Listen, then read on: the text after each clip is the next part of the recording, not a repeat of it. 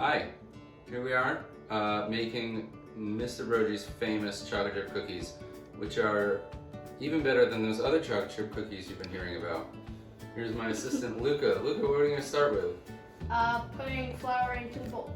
I mean, maybe before we even do that, we should preheat the oven. Yeah. We're going to preheat the oven to 375. And then we will do what? Put the flour into the bowl. All right, we've got 2 1/4 cup all-purpose flour. King Arthur, if you can get it. This is going to be called our dries. Our dry ingredients are going to be flour and Salt. salt. There's a teaspoon of salt.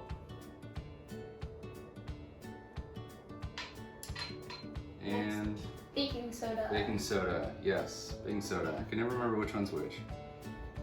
Baking soda. Right? Alright, and we're just going to whisk those together to make sure that the soda and the salt are well distributed. I like a whisk for this. Does a great job. Alright, next, in a medium bowl, what are we going to do? Put butter into the bowl. I'm going to put some melted butter. That's 2 sticks of salted melted butter. Take that. And we're going to add what? 1/2 cup of regular sugar. 1/2 cup of white sugar. And A cup of brown sugar. Dark brown sugar. cup of dark brown sugar. Oh, careful, it doesn't splash all over. And we're going to, Whisk it together. all right, whisk that together. And you got the same whisk. You go from dry to wet. There's no problem. You wouldn't want to do it the other way around because all the flour would stick to the whisk. So we add Vanilla. the vanilla. Now, this is a tablespoon of vanilla.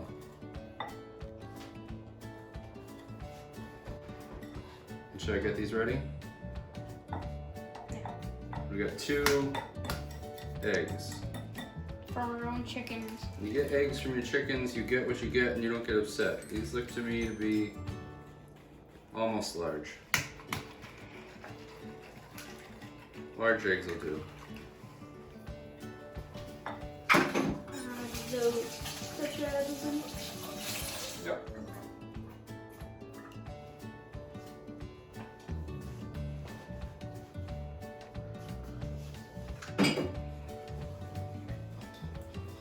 They're all well incorporated without spilling a drop.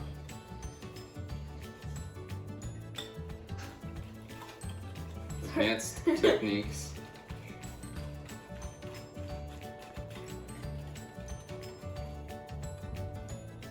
Can I have a turn? Alright. You get these mixed together well, and then we're going to add them to the dries. And at the same time, might as well add the chocolate chips, right? Did you try them to make sure they're okay? Always got to test your chocolate chips. Cameraman? Just to be safe. Good. Better safe than sorry, right? Alright, so we're going to add that in.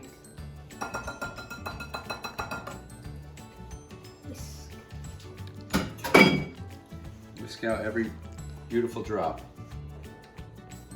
Did I say whisk out every drop? Yeah. You should have corrected me. Rubber scraper every beautiful drop. We'll use some for the cook. Don't. Did you just lick that? Yeah. Since Mine. we're quarantined here, Mine. doesn't matter. They're going into a 375 degree oven. That'll take care of the germs. I'm gonna add those in and stir them up.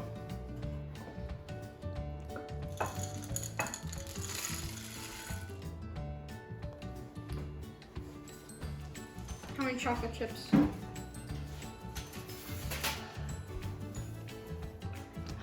How many chocolate chips? Oh, that's 2 cups of chocolate chips.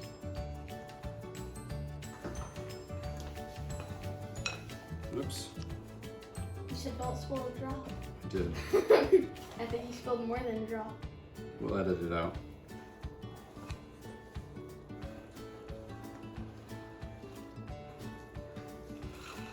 I always spill a little bit in honor of Julia Child, who was a classic spiller. You can imagine do something just like that. Nothing happened. No one's ever gonna see. Oh, by the way, this recipe is top secret, so don't share it with anyone. All right, now the only problem with this is the melted butter tends to make this a little bit loose, so you might want to sit and wait. You can always put it in the fridge, cook it later.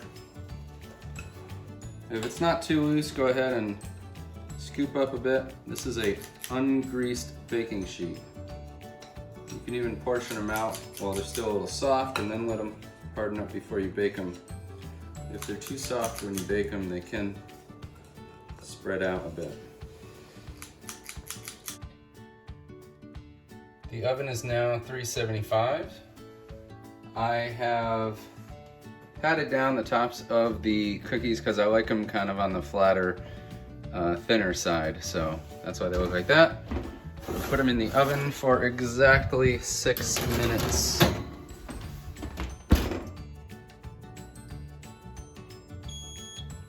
Now we take the cookies out of the oven. And we will put them on a drying rack. Now that the cookies have cooled a bit on the cooling rack, not a drying rack, it is time for a taste test.